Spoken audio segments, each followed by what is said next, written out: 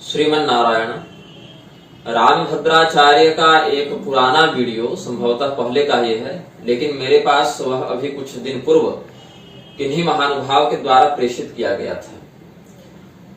प्रधानता से तो उन्होंने कहा कि त्र्यंबकं यजामहे जो मंत्र है वह भगवान शिव के लिए नहीं, मृत्युंजय के लिए नहीं, रुद्र के लिए नहीं, अपितु श्री रामचंद्र जी के लिए है, क्योंकि उसके दृष्टा ऋषि वशिष्ठ हैं और वशिष्ठ जी श्री रामचंद्र जी के गुरु हैं, और या कहें तो सूर्यवंश से उनका संबंध है।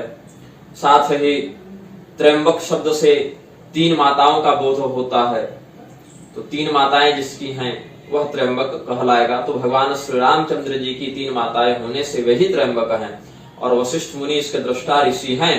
इससे भी सिद्ध होता है कि त्र्यंबकं यजामहे का जो मंत्र है वह श्री राम परक है, वास्तव में शिव परक नहीं है।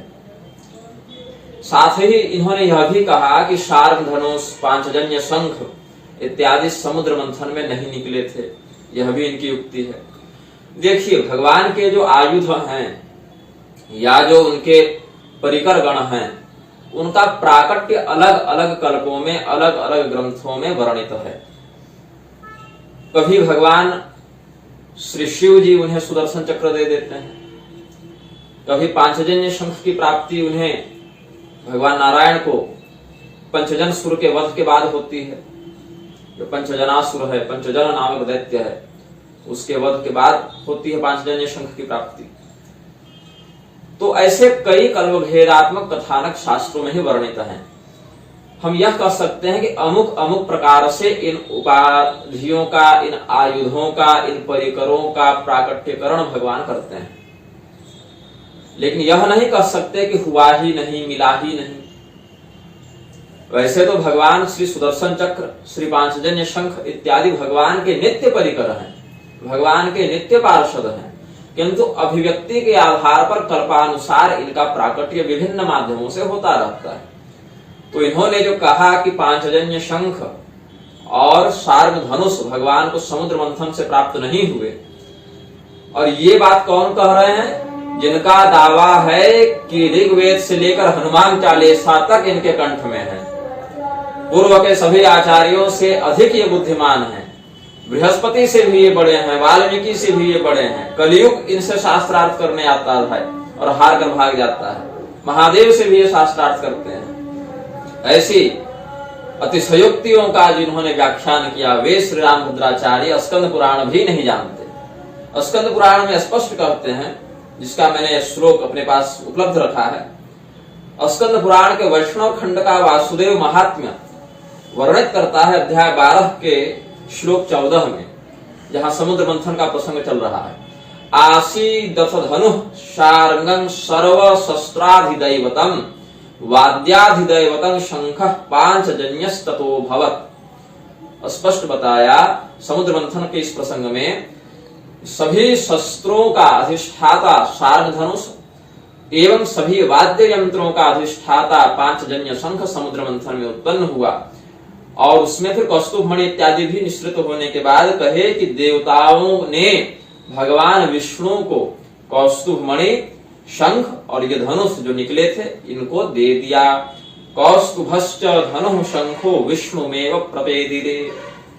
तो स्कंद पुराण का क्या बोध नहीं है रामभद्राचार्य को, जो ये दावा करते हैं कि ऋग्वेद से लेकर हनुमान चालीसा तक सब हमारे कंठ में है, तो उन्हें इस बात का बोध नहीं है। स्कंद पुराण से तो उनकी बात खंडित हो जाती है। हाँ, अन्य कथानकों के माध्यम से शार्ंग धनुष कहीं ब्रह्मदेव के यज्ञ से भी उद्भूत हुआ है, कहीं सुदर्शन चक्र का निर्माण विश्वकर्मा ने किया है, कहीं भगवान शिव ने प्रदान किया है, कहीं वो नित्य परिकर के रूप में भगवान के पास नित्य विग्रह में स्थित हैं। तो ये सब अलग अलग कथानकों का हम कह सकते हैं कि कल्प भेद से, ग्रंथ भेद से अलग अलग वर्णन है, जिसमें समुद्र मंथन का भी वर्णन है कि समुद्र मंथन से शार्ंग धनुष और पांचजन्य शंख उद्भूत हुए, कौस्तुभ मणि इत्यादि निकले, जो भगवान नारायण को निवेदित किया गया। अब आते हैं मुख्य विषय पर, त्र्यंबक पर। त्र्यंबकं यजामहे का जो विनियोग मेरे पास अभी उपलब्ध है, कहते हैं त्र्यंबकमित्यस्य वशिष्ठ ऋषि। ये तो ठीक है, रामभद्राचार्य भी सहमत हैं। फिर वाड ब्राह्मी त्रिष्टुप छंदः, देवता के नाम पर कहते हैं रुद्रो देवता। तो ऋषि का नाम बताने वाले वशिष्ठ मुनि का नाम, वशिष्ठ ऋषि का नाम बोलने वाले रामभद्राचार्य रुद्रो देवता के विषय में क्यों कुछ नहीं कहते? और यदि हम कहें कि भगवान ऋतं द्रावयति दुखम द्रावयति थी रुद्र, इस प्रकार का जो वेदोक्त अर्थ है उसके आधार पर यदि हम कहें कि रुद्र भी श्री रामचंद्र जी ही हैं, तो वैसे हम तो यह भी कह देंगे कि भगवान श्री कृष्ण के लिए जो हम गणेश जी का वचन कहते हैं, द्वयमातुर कृपा सिंधो क्षाणमातुराग्रज प्रभो, ये गणेश जी के लिए आया है। लेकिन अर्थ लगाकर तो हम कृष्ण परक भी अर्थ कर सकते हैं, क्योंकि यशोदा और देवकी इन दो माताओं से युक्त होने से भगवान कृष्ण भी द्वयमातुर हो गए। और उनके मातुराग्रज इस प्रकार से अर्थ करेंगे कि अपने माता से जो अग्रज उत्पन्न हुए, सहोदराग्रज जो हमारे हुए, वे भगवान कृष्ण से पहले 6 उत्पन्न हो ही चुके थे, जो जिनको षडगर्भ कहते हैं। और बलराम जी तो रोहिणी के गर्भ में जाकर स्थानांतरित हुए, तो उनको नहीं गिनते। लेकिन षडगर्भ का जो प्रकरण है उसमें शाणमातुराग्रज भी हो जाएगा भगवान कृष्ण का नाम। तो यह तो साधु परंपरा नहीं हुई, यह संगत अर्थ नहीं हुआ। जो प्रसिद्ध अर्थ है, प्रसिद्धानि शब्दानाम प्रसिद्धे च कल्पना न कार्यावृत्तिकारेण सति सिद्धार्थ संभवे, ये जो श्लोक वार्तिक का सिद्धांत है। आप केवल अपने आप को विलक्षण पांडित्य प्रदर्शन के निमित्त वाचापलाप करते हुए वेदोक्त मंत्रों को बदलने की बात करते हैं कि द्यौः शांति नहीं द्यौः क्रांति कर दो। अब तो वेदोक्त देवताओं को बदलने की बात करने लगे हैं कि रुद्रो देवता नहीं रामो देवता होना चाहिए, क्योंकि राम जी देवता है इसके। जबकि आप रघुवंशम को तो मानते नहीं हैं, लेकिन कालिदास का ज्ञान कितना भी कम भी होगा ना, तो रामभद्राचार्य से बहुत ऊपर है। यदि कालिदास का ज्ञान में उनके निम्नतम स्तर पर भी ले आऊं, वो भी रामभद्राचार्य के सर्वोच्च स्तर से ऊपर ही माना जाएगा। और रघुवंशम में इंद्रदेव के वचन से क्या कहते हैं, हरिर्यथैकः पुरुषोत्तमः स्मृतो महेश्वरस्त्रम्बक एव नापरः तथा विदुर्मान् मुनयः शतक्रतुम् द्वितीयगामी नहि शब्द एषनः। पुरुषोत्तम शब्द से भगवान नारायण का, त्र्यंबक शब्द से भगवान महादेव का, महेश्वर शिव का, और शतक्रतु से इंद्र का ही वाचन होता है। अन्य अर्थ को यह शब्द धारण नहीं करता, इनमें यह रूढ़ है। अब कहीं कहीं भगवती के लिए भी त्र्यंबका शब्द आया है, शरण्ये त्र्यंबके गौरी नारायणी नमोस्तुते, संबोधन में त्र्यंबके हो गया। तो त्र्यंबक शब्द क्यों आया, शिव के या शिवा के लिए क्यों आया?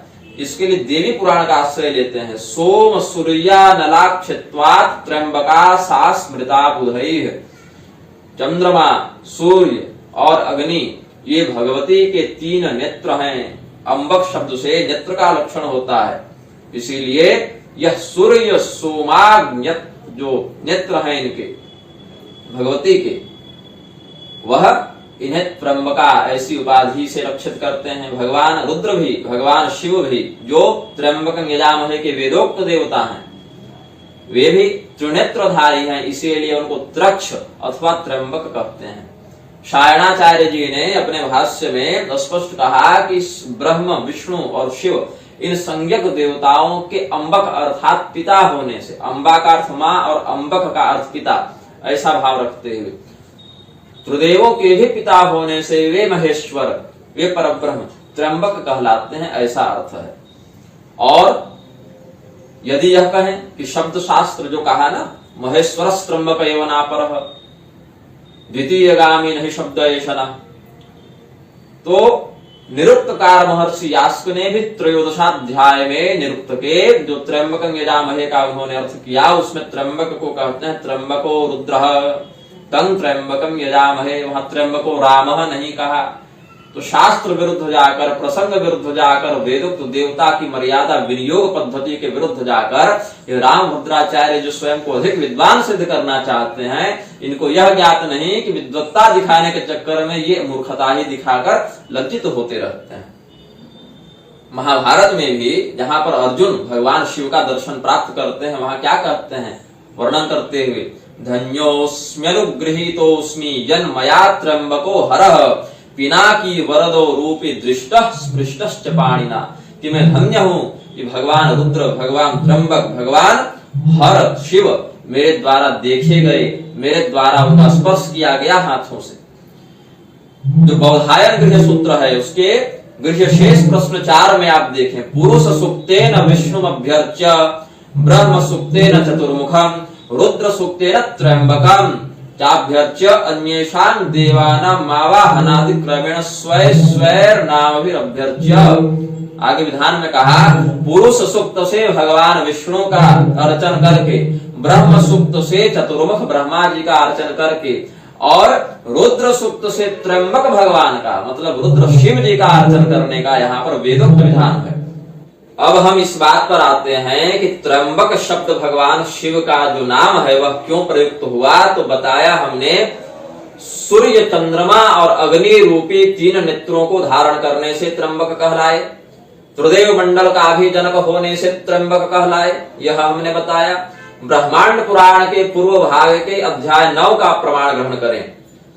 एते महाभुजा सर्वे प्रजानां स्थिति हेतवः औषधि प्रतिसंधत्ते रुद्र क्षीण पुनः पुनः प्राप्तौ सधि फलैर्देवः सम्यगिष्टः फलार्थिभिः त्रिभिरेव कपालैस्तु त्र्यंबकैरोषधि क्षये इज्जते मुनिभिर्यस्मात् तस्मात् त्र्यंबक उच्यते। औषधि क्षय काल में त्रिकपाल के माध्यम से ऋषियों ने भगवान रुद्र की स्तुति की, इसीलिए अपने साधकों को अभिष्ट फल प्रदान करने की उस अभिक्रिया में भगवान रुद्र मुनियों के द्वारा त्रिकपालों से पूजित होने से त्र्यंबक कहलाते हैं। गायत्री चैव त्रिष्टुप् च जगति चैव ता स्मृता अंबिकानां मया प्रोक्ता योनयः सवनस्पते ताभिरेकत्व भूताभिस्त्रिविधाभिः स्वविर्जतः त्रिसाधनः पुरोडासस्त्रिकपालस्ततः स्मृतः त्र्यंबकः पुरोडासस्तेनेह त्र्यंबकः स्मृतः। अब वहां कपाल का अर्थ नरमुंड नहीं, क्या कहा, त्रिसाधनः पुरोडासस्त्रिकपालस्ततः स्मृतः। गायत्री, त्रिष्टुप और जगति, इनको सभी वनस्पतियों का, योनियों का अंबिका पद प्राप्त है। ये अंबिकाएं हैं, इनकी ये अंबिकत्व को धारण करती हैं, इनके मातृत्व को धारण करती हैं, इसीलिए इनको त्रिकपाल कहा गया। पुरोडास संज्ञक त्रिकपाल हुए और उन पुरोडासों के द्वारा जिनकी आराधना होती है वे भगवान रुद्र भी त्र्यंबक कहलाए। ये भी अर्थ पुराण में वर्णित है, लेकिन ब्रह्मांड पुराण तो इनको याद होगा नहीं, क्योंकि ऋग्वेद से लेकर हनुमान चालीसा तक इनके कंठ में है। ऐसा बस दावा है, सही में रहते तो क्या ये इन ग्रंथों को नहीं जानते थे। अब कालिका पुराण में वर्णन जो है वह अत्यंत प्रभावी प्रमाण है। कैसे? हालांकि ये पुराणों को प्रमाण तो मानेंगे नहीं, स्रोत प्रमाण केवल मानते हैं। तो स्रोत प्रमाण में भी जो रुद्रो देवता कहा निरुक्त कारणे, जो वेदांग शास्त्र है उसके अंतर्गत विनियोगात्मक, उसको भी इनको नहीं मानना है। 3 माताएं श्री रामचंद्र जी की हैं, मात्र 3 माताओं के कारण ये कह दिए कि राम जी यहाँ लक्षित हैं, लेकिन 3 माताओं में भी जो 2 हैं वो तो सौतेली माता है ना। हालांकि भगवान रामचंद्र जी कभी भेद नहीं किए, वो तो 3 माता को ही 3 माता माने, लेकिन जो शिव जी की 3 माताएं वर्णित हैं उसमें शिव जी तीनों गर्भों से स्वयं निःसृत हुए हैं। पूर्ण रूप से वे एक ही बने, लेकिन ऊर्ध्व भाग किसी और के गर्भ से, मध्य भाग किसी और के गर्भ से और अधो भाग किसी और के गर्भ से निःसृत हुआ। इस प्रकार से भगवान शिव का जो चंद्रशेखरावतार कालिका पुराण में वर्णित है उसमें भगवान शिव की 3 माताएं थीं, इसीलिए उनका नाम त्र्यंबक पड़ा। लेकिन स्वयं को वाल्मीकि और वशिष्ठ और बृहस्पति से भी श्रेष्ठ बताने वाले, वशिष्ठ से तुलना करने वाले कि वशिष्ठ जी राम जी के गुरु थे, इसीलिए उनके गोत्र में होने से हम भी राम जी के गुरु हैं। वाल्मीकि और बृहस्पति से भी हम बड़े हैं, ऐसा जो कहते और अपने चेलों से कहवाते हैं वे रामभद्राचार्य कालिका पुराण का भी ज्ञान नहीं रखते। स्कंद पुराण से तो हमने सिद्ध कर दिया ना समुद्र मंथन से कैसे सारधनुष और पांचजन्य शंख निकले। वीरराज यथा स्वस्था शरत काले कला विधो तं सर्वलक्षणोपेतं पीनो रस्कं सुनासिकं सिंहग्रीवं विशालाक्षं दीर्घायत भुजं तदा दृष्ट्वा पौष्योथ भार्याभिस्तिस्रभिः सह सम्मुदं लेभे दरिद्रः सत्कोशं प्राप्येव विपुलं ततः तस्य नामाकरोद राजा ब्राह्मणैः स्वैः पुरोहितैः चंद्रशेखर इत्येव कान्त्या चंद्रमसः समः बवृधे स महाभागः प्रत्यहं चंद्रवत् सुतः कलाभिरिव तेजस्वी शरदीव निशाकरः एवं तिसृणाम् अम्बानां गर्भे जातो यतो हरः अतस्त्रम्बक नामा भूत प्रथितो लोकवेदयोः। यह कालिका पुराण के 47वें अध्याय का प्रमाण है, जहां कश्यप अदिति के पुत्र जो द्वादशादित्य हुए, उसमें पूषा संज्ञक आदित्य के जो पुत्र पौष्य हुए, उनकी 3 पत्नियों के गर्भ से भगवान शिव का खंडित रूप जन्म लेता है और तीनों मिलकर एक चंद्रशेखर अवतार ग्रहण करते हैं और 3 माताओं के द्वारा उत्पन्न होने से उनको उस समय त्रंबक कहा गया। तो 3 माता का अर्थ यदि आप लेते हैं तो भी यह भगवान शिव के ऊपर ही लागू होगा, श्री रामचंद्र जी के ऊपर लागू नहीं हो सकता है। तो रामभद्राचार्य स्वयं को बहुत बड़ा विद्वान दिखाने के चक्कर में बिना शास्त्रों को जाने पढ़े ही कुछ भी प्रलाप करते हैं। लोग इनके चेले मुझे कटाक्ष से व्यंग का प्रहार करते हैं कि ये देख देख कर बोलता है। मैं देख कर ही बोलता हूं, इनके जैसा दावा नहीं करता कि मुझे सब याद है। मैं पहले ग्रंथ को देखता हूं, प्रमाण को एकत्र करता हूं, उस पर मनन करता हूं, फिर प्रमाण सामने रख कर बात करता हूं। ऐसे बकवास नहीं करता कि सब हमारे कंठ में ही है और जितनी बात बोलो सबका खंडन ग्रंथ में उपलब्ध हो स्पष्ट रूप से। तो मैं ग्रंथों के आश्रय के बिना नहीं बोलता, मैं दिखावा नहीं करता कि सब मेरे कंठ में है और रहे कुछ नहीं, ऐसा नहीं हूं। मैं पहले देखता हूं, प्रमाण को अवलोकन करता हूं, उसको समझता हूं और यदि वह शास्त्र सम्मत सिद्धांत ग्राह्य है तो फिर उसका व्याख्यान करता हूं। श्रीमन नारायण रामभद्राचार्य जी का एक वीडियो जो कि कुछ पुराना है लेकिन मेरे संज्ञान में आज ही आया है, जिसमें वे बता रहे हैं कि राम जन्मभूमि के समर्थन में उन्होंने कहां कहां से प्रमाण दिया। अब राम जन्मभूमि के समर्थन में अभी तक जो लेख इनके चेलों के द्वारा प्रचारित किया जा रहा था, उसमें कहते थे ऋग्वेद की जैमिनी संहिता से इन्होंने प्रमाण दिया। और जब मैंने अब खंडन करना प्रारंभ किया कि ऋग्वेद की जैमिनी संहिता लाओ, ऋग्वेद में कहा जैमिनी संहिता है, तो अब जाकर इनके लोगों ने उस वीडियो को सार्वजनिक किया कि देखो हमारे गुरुदेव ने जैमिनी संहिता से कोई प्रमाण दिया ही नहीं। तो जब आपके विरुद्ध भ्रम फैलाया जा रहा था तो आपने कोई विरोध क्यों नहीं किया, पीठ से कोई आधिकारिक विरोध खंडन क्यों नहीं आया?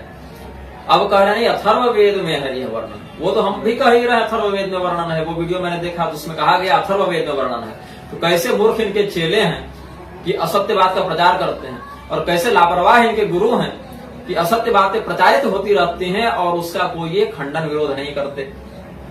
अथर्ववेद में भी अष्टाचक्रानवद द्वारा देवानंदपुर अयोध्या का जो वर्णन किया गया है, वो भी यह भौतिक अयोध्या, स्थूलगत अयोध्या का नहीं, अपितु शरीरस्थ अयोध्या का वर्णन किया गया है। उसका विस्तृत वर्णन हमने कौशिक रामायण के आधार पर इस मूरख हृदय नचेत ग्रंथ में किया है।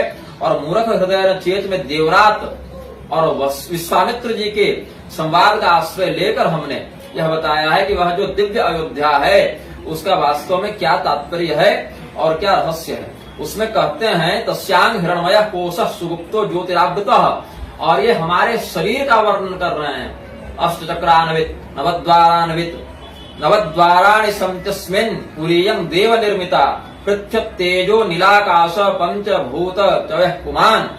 इसमें सूर्य प्राण है, चंद्रमा मन है, भौम सत्व है, बुध वाणी है। ऐसे करते हुए सूर्य प्राणान मनश्चंद्रो भौम सत्वं बुधो गिराम इज्जो धियं कवि शुक्रम देहे दुखम ददौ शनि। और देवैर विरचिता हीसा तस्मात् देव पुरिस्मृता अस्यां ही दहराकाशो हृदय कोशाक्ष ईश्वरः। यह जो अयोध्या है यह दहराधिकरण जो ब्रह्मसूत्र में है और जो वेदस्तुति में आरुणयो दहरम इत्यादि से जो कहा, वह दहराकाशासित ईश्वर को धारण करने वाली यह शरीरगत अयोध्या का वर्णन है। अच्छा देखिए, रामभद्राचार्य ने लिखित रूप से सीता निर्वासन और शंभुक वध नहीं, इस पुस्तक में लिखित रूप से और कई बार अपने मंच से प्रवचनों में भी यह कहा है कि हम पुराणों को प्रमाण नहीं मानते। ये इनका आधिकारिक वक्तव्य है। लेकिन पुराणों को प्रमाण नहीं मानने वाला व्यक्ति भी कह रहा है कि हमने स्कंद पुराण से प्रमाण दिया राम जन्मभूमि के समर्थन में। तो भैया, जिसे तुम प्रमाण मानते ही नहीं उसे तुम कैसे प्रमाण के रूप में न्यायालय में प्रस्तुत कर सकते हो? मतलब कथा कह के पेट भरना रहता है तो पुराण प्रमाण हो जाते हैं, न्यायालय में प्रमाण प्रस्तुत करने में पुराण प्रमाण हो जाते हैं। लेकिन उन्हीं पुराणों के आधार पर हम सीता निर्वासन इत्यादि का वर्णन करते हैं तो वो प्रक्षिप्त हो जाता है या फिर पुराण ही प्रमाण में नहीं आते। कहने को तो कोई यह भी कह सकता है कि स्कंद पुराण के आप जो प्रमाण दिए वह बाद में किसी ने मिला दिए, हिंदुओं ने ही मिला दिए अपने पक्ष को पुष्ट करने के लिए। तब आप क्या कीजिएगा? आप जो प्रक्षिप्तवाद का जहर बोए हैं ना, वही प्रक्षिप्तवाद का जहर आप ही के मत को खंडित करेगा। यदि कल को उठकर कह दे कि आप तो पुराण को प्रमाण नहीं मानते तो हम क्यों प्रमाण माने? जो कितने 300 धनुष की दूरी पर है वो राम जन्मभूमि सरयू से, ये कहां से सिद्ध हुआ? पुराण से ना। और पुराण को तो आप कह चुके प्रमाण मानते नहीं, तो आप जिसको स्वयं प्रमाण नहीं मानते उसको आप अन्य लोगों के लिए प्रमाणित कैसे कर सकते हैं? आपका फैलाया जो ये विष बीज है ना, ये विष बेल है ना, वही आपके विनाश का कारण बनेगा, आपके मत को ले बैठेगा। तो पुराणों के अप्रमाण्य की बात करने वाले व्यक्ति भी पेट पालने के लिए, और न्यायालय में हमने प्रमाण देकर भगवान राम लला के मत को विजयी बनाया, इसके लिए पुराण का प्रमाण वे मान लेते हैं। यह कितनी बड़ी धूर्तता है, यह कितनी बड़ी विडंबना और कितना बड़ा यह बुद्धि सांकर्य है इन लोगों का, बुद्धि संकरता है इन लोगों की। यह समाज देखे स्वयं। अब तो ये स्वयं कह रहे हैं, हमने अथर्ववेद से प्रमाण दिया। इनके चेले जो कह रहे थे, जो मेरे विरुद्ध इन्होंने मेरे नोटिस के प्रत्युत्तर में, मैंने इनके नोटिस का उत्तर दिया, उसके प्रत्युत्तर में इन्होंने इनके पेज पर जो भी चलाते होंगे संचालक, जिन्होंने कागजात तैयार किए थे, उसमें कहते हैं जैमिनी संहिता का प्रमाण तो अदालत से देंगे। तो जैमिनी संहिता तो अब रही नहीं अस्तित्व में आपके लिए ऋग्वेद वाली। तो चेले कहां मुंह छिपाएंगे जिनका गुरु स्वयं कहता है कि हमने जैमिनी संहिता से नहीं, अभी तो अथर्ववेद से प्रमाण दिया। तो जैमिनी संहिता वाला लेख कैसे प्रचारित कर रहे थे आज तक? मतलब झूठ बोलते हो अपने गुरु के बारे में, तुमको खुद पता नहीं है तुम्हारा गुरु क्या करता है, क्या करता है। तुम्हारे लेखों में जैमिनी संहिता का वर्णन हमने तो नहीं डाला। आप गूगल में रामभद्राचार्य जैमिनी संहिता इतना ही सर्च कर लें, इतने सारे लेख मिल जाएंगे, बहुत वर्षों प्राचीन लेख मिल जाएंगे। तो झूठ बोलना और झूठ का प्रचार करना और झूठ पकड़े जाने पर उन वीडियो वक्तव्य को मिटाना या फिर उससे पीछे हट जाना, इन लोगों का पुराना कुकर्म बन गया है।